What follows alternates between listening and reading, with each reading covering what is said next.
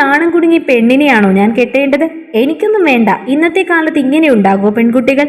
ആദ്യമായി പെണ്ണ് കണ്ടു വന്നപ്പോൾ അമ്മയോട് ദേഷ്യത്തോട് ചോദിച്ചത് അങ്ങനെയായിരുന്നു. ഇന്നത്തെ കാലത്തിനനുസരിച്ച് ജീവിക്കാൻ കൊതിക്കുന്ന എനിക്ക് ഇങ്ങനെയൊരു പെണ്ണ് ചിന്തിക്കാൻ പോലും കഴിയുന്നില്ലായിരുന്നു. പക്ഷെ അച്ഛൻ മരിച്ചതിൽ പിന്നെ എന്നെ വളർത്താൻ അത്രയേറെ കഷ്ടപ്പെട്ട അമ്മയുടെ വാക്കുകളെ എതിർക്കാനല്ലാതെ ധിക്കരിക്കാൻ കഴിയില്ല എന്ന സത്യം അവളെ തന്നെ വിവാഹം കഴിക്കാൻ നിർബന്ധിക്കുകയായിരുന്നു. ആദ്യ രാത്രി ഒരു മൂടിന് തണുത്തൊരു ബീറും അടിച്ചിരിക്കുമ്പോൾ സ്ഥിരം കാണുന്നത് പോലെ ആദ്യ രാത്രിക്കുള്ള പാലുമായി തല താഴ്ത്തി വരുന്ന അവളെ കണ്ട് സത്യത്തിൽ മനസ്സിൽ പുച്ഛമാണ് തോന്നിയത്. പക്ഷെ അത് പുറത്ത് കാണിക്കാതെ അവൾ കൊണ്ടുവന്ന പാല് നീ തന്നെ കുടിച്ചോ എന്ന് പറഞ്ഞ് നിരസിച്ചപ്പോൾ അവളുടെ കണ്ണൊന്ന് കലങ്ങിയോ എന്ന് തോന്നി. അതവൾ അവഗണിക്കപ്പെടുന്നതിനുള്ള ആവർത്തനത്തിന്റെ തുടക്കം മാത്രമായിരുന്നു. ഓഫീസിലേക്ക് പോകുമ്പോൾ ഗേറ്റ് വരെ അനുഗമിക്കുന്നവൾ വരാൻ വൈകുമ്പോൾ അതേ ഗേറ്റിനരികിൽ പലപ്പോഴും കാത്തു നിൽക്കുന്നത് കണ്ടപ്പോൾ ഉള്ളിൽ നുരഞ്ഞു പൊന്തിയ ദേഷ്യം അവളോട് വാക്കാൽ തീർക്കുകയായിരുന്നു ഞാൻ. നിനക്ക് തലയ്ക്ക് സുഖമില്ലേ ഇങ്ങനെ കാത്തു കെട്ടി കിടക്കാൻ? മനുഷ്യനൊന്ന് വൈകിയാൽ അപ്പം ഉണ്ടാകും ഗേറ്റിൽ. ഇതെന്തൊരു കഷ്ടമാണ്. ഞാൻ ആരുടെയും കൂടി ഓടിപ്പോകത്തൊന്നുമില്ല ഇങ്ങനെ വേവലാതി കാണിക്കാൻ. നീ ഇല്ലാത്തപ്പോഴും ഞാൻ ഇങ്ങനെയൊക്കെയാണ് വരാറ്. നീ വന്നതുകൊണ്ട് ആ കാര്യത്തിന് ഇനി വലിയ മാറ്റമൊന്നും വരുത്താൻ നോക്കണ്ട, കേട്ടല്ലോ. അന്ന് കഴിക്കാനിരിക്കുമ്പോൾ മൗനമായിരുന്ന എന്നോട് അമ്മ കാര്യം പറയുന്നുണ്ടായിരുന്നു. മോനെ, ഇന്നലെ വരെയുള്ള ജീവിതമല്ല ഇന്ന്. ഇപ്പോൾ നിന്റെ ജീവിതത്തിൽ ഒരു പെണ്ണുണ്ട്. താലി കഴുത്തിൽ വീണ് കഴിഞ്ഞാൽ അവൾക്ക് സ്വന്തം ജീവനേക്കാൾ എന്നും വലുത് ആ താലി കെട്ടിയ ജീവനാണ്. അതിപ്പോൾ ഈ ഒരു പെണ്ണല്ല, ലോകത്തിലെ ഭൂരിഭാഗം പെണ്ണുങ്ങൾക്കും അത് അങ്ങനെ തന്നെയാണ്. അത് മനസ്സിലാക്കാൻ നീ നിന്റെ മനസ്സിലെ വിദ്വേഷം മാറ്റിവെച്ചെന്ന് അവളെ നോക്കിയാൽ മതി. മോനെ, അവഗണിക്കാൻ എളുപ്പമാണ്. പക്ഷേ അങ്ങനെ അവഗണിക്കുമ്പോഴും സ്നേഹം കൊണ്ടതിനെ മായ്ച്ചു കളയുന്ന ഒരു പെണ്ണിന്റെ മനസ്സ് കാണാൻ കഴിയുന്നിടത്തെ നീ നല്ലൊരു ഭർത്താവാകുന്നുള്ളൂ. ജീവിതം തുടങ്ങിയിട്ടേ ഉള്ളൂ. അമ്മയുടെ ഉപദേശം അസഹനീയമായി തോന്നുന്നുണ്ടെങ്കിലും എതിർത്ത് പറയാൻ മനസ്സ് അനുവദിക്കാത്തത് കൊണ്ട് വാക്കുകളെ ചവച്ചിറക്കി മൗനം പാലിച്ചു ഞാൻ. അന്ന് കൂട്ടുകാരന്റെ കല്യാണത്തിന് പോകാൻ ഒരുങ്ങുമ്പോൾ അമ്മയുടെ നിർദ്ദേശപ്രകാരം അവളും ഒരുങ്ങിയിരുന്നു. എനിക്കൊപ്പം ചിലവഴിക്കാൻ കുറച്ച് സമയം കിട്ടുമെന്ന സന്തോഷത്തിൽ അവൾ വേഗം ഒരുങ്ങുമ്പോൾ അവളെ അവഗണിച്ച് ചാവിയും എടുത്ത് കാറിനടുത്തെത്തി എന്നോട് അമ്മ ചോദിക്കുന്നുണ്ടായിരുന്നു, ഡാ അവളും വരുന്നില്ലേ? പിന്നെ അവളെ കൂട്ടാതെ നീ ഇതെങ്ങോട്ടാന്ന്?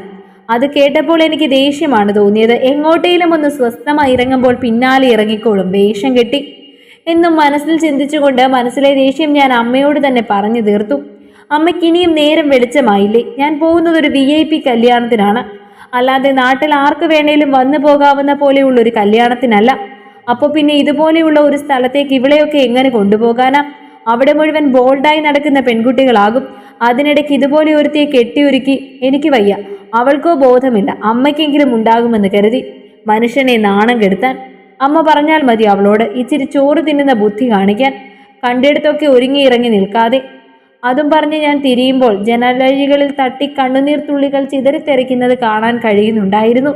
അവളെല്ലാം കേട്ടെന്ന് മനസ്സിലായെങ്കിലും അത് കാര്യമാക്കാതെ ഞാൻ വണ്ടിയുമായി പുറത്തേക്ക് ഇറങ്ങുമ്പോൾ അവൾ കരഞ്ഞിരിക്കണം. കരയട്ടെ എന്ന് ഞാനും കരുതി.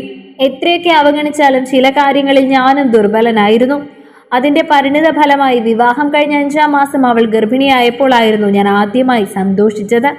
അത്രയേറെ അവഗണിച്ചവളെ പെട്ടെന്നൊരു ദിവസം ചേർത്ത് പിടിക്കാനുള്ള മടിയും പിന്നെയും അകൽച്ചയുടെ ആഴം കൂട്ടുമ്പോൾ അമ്മ പറയാറുണ്ടായിരുന്നു, മോനെ, ഗർഭിണിയായ ഒരു പെണ്ണ് ഏറ്റവും കൂടുതൽ ആഗ്രഹിക്കുന്നത് ഭർത്താവിന്റെ സമീപനമാണെന്ന്. അതുപോലെ ഇപ്പോൾ അവളുടെ മനസ്സ് വിഷമിക്കുന്നത് നാളെ ബാധിക്കുക നിന്റെ കുഞ്ഞിനെയാണെന്ന് എന്നുകൂടി അമ്മ പറഞ്ഞപ്പോൾ മനസ്സിൽ അല്പം പേടിയുണ്ടായിരുന്നു. അവളെ അവഗണിക്കുന്നതിലല്ല, കുട്ടിക്ക് വല്ലതും പറ്റുമോ എന്നോർത്ത്. അതുകൊണ്ട് തന്നെ പാതി മനസ്സോട് അവളിലെ ഇഷ്ടങ്ങളെ അറിയാൻ ശ്രമിക്കുമ്പോൾ ശരിക്കും ഒരു അത്ഭുതമായിരുന്നു അവൾ. എന്തേലും ആഗ്രഹമുണ്ടോ എന്ന് ചോദിക്കുമ്പോൾ ഇതുപോലെ അടുത്തുണ്ടായാൽ മതി എന്ന് പറയുന്ന അവൾ അല്പം അകൽച്ചയോടെ അടുത്തിരിക്കുമ്പോൾ എന്നെ ഒന്ന് ചേർത്ത് പിടിക്കൂ എന്ന് വളരെ ആഗ്രഹത്തോട് ചോദിക്കുന്ന അവൾ, ചേർത്ത് പിടിക്കുമ്പോൾ ഒരു ചുംബനം കൂടി കൊതിക്കുന്നവൾ. അപ്പോഴെല്ലാം ചിന്തിച്ചിട്ടുണ്ട് ഇവൾക്ക് വലിയ ആഗ്രഹങ്ങളൊന്നുമില്ലേ എന്ന്. ശരിക്കും അവളെ അറിയാൻ ശ്രമിച്ചതും അറിഞ്ഞു തുടങ്ങിയതും അപ്പോഴായിരിക്കാം.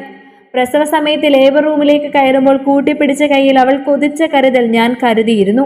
ആദ്യമായി സിസേറിയൻ ചെയ്യേണ്ടി വരുമെന്ന് പറഞ്ഞ് ഒപ്പിട്ട് നൽകുമ്പോൾ ആദ്യമായി കൈകളൊന്ന് വിറച്ചു. അതോടൊപ്പം വിറച്ച ചുണ്ടുകൾ അവൾക്കായി ചലിക്കുന്നുണ്ടായിരുന്നു. അവൾക്കൊന്നും വരുത്തല്ലേ ഈശ്വര എന്ന്.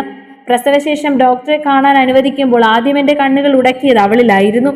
പുഞ്ചിരിയോടെ കിടക്കുന്ന അവളുടെ കൈ ചേർത്ത് പിടിച്ച് നെറുകയിൽ തലോടുമ്പോൾ അവൾ കണ്ണിറുക്കിക്കൊണ്ട് പറയുന്നുണ്ടായിരുന്നു, കണ്ടോ ഏട്ടാ നമ്മുടെ കുഞ്ഞ് എന്ന്.